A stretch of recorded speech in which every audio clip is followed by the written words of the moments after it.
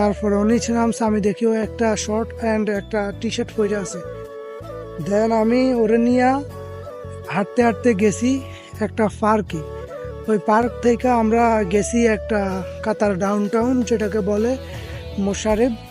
ওইখানে আপনাদেরকে সব কিছু আমি দেখাতে পারছি। যতটুকু সম্ভব ছিল আমি অতটুকুই দেখাইছি।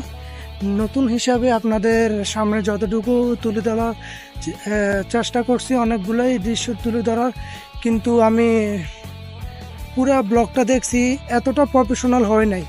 কিন্তু ফার্স্ট ব্লগ হিসাবে ইটস ওকে, বাট আমার আরও প্রফেশনালভাবে এডিটিং অ্যান্ড সব কিছু, ভিডিও গ্রাফিক্স, সিনেম্যাটিক ভিউ সব কিছু প্রফেশনালভাবে এডিট করতে হবে।